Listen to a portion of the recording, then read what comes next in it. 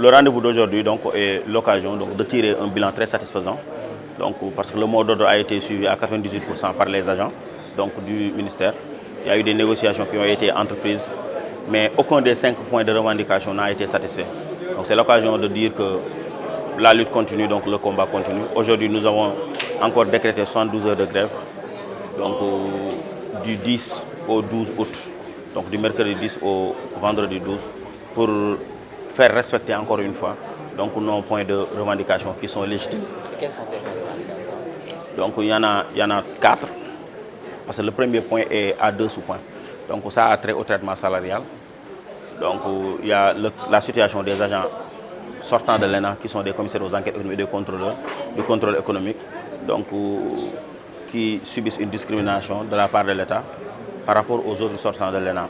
Donc sur ce point-là, nous demandons l'alignement du traitement salarial de ces agents-là à l'aune des autres sortants de l'ENA.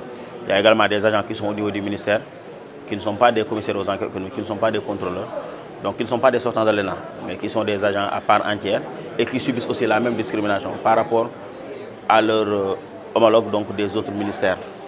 Il y a également la situation des agents dits temporaires, ce sont les chauffeurs, les secrétaires et les agents administratifs qui jouissent d'un statut très précaire, qui ont demandé à être intégrés dans la fonction publique depuis des années, qui ont un dossier comme tout le monde. Chaque année, l'État nous envoie des agents, chaque année, l'État recrute des milliers d'agents et aucun de ces agents-là n'a été intégré comme demandé. Donc nous exigeons le recrutement dans la fonction publique.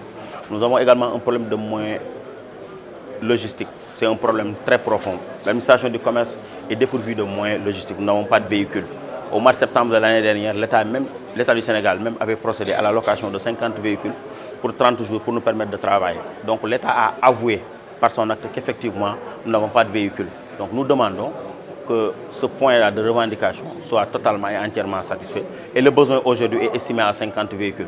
Il y a enfin la situation de nos locaux administratifs. Les services régionaux et départementaux du commerce qui sont à l'intérieur du pays sont dans des états de délabrement très avancés.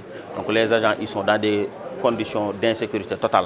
Donc pour cela, nous demandons que ces bâtiments-là soient modernisés. L'essentiel pour nous, c'est qu'est-ce qu'ils ont fait pour nous. Et puisque rien n'a été fait, je pense que les paroles ne sont pas trop importantes. Donc ce ne sont que des paroles, des promesses et autres. Donc jusque-là, il n'y a aucun acte concret qui a été posé. Donc ce qui fait qu'il est légitime pour nous continuer notre mouvement d'humeur. Nous envisageons comme on l'a dit, de dérouler notre second plan d'action. Donc il s'agira d'une grève totale, comme la première, de 72 heures, du 10 au 12 août. Donc après cela, nous allons tirer un bilan. Si ce n'est pas encore satisfaisant, aussi on va continuer et nous n'hésiterons pas à durcir le ton, c'est-à-dire à procéder à une grève illimitée jusqu'à satisfaction totale de ces points-là.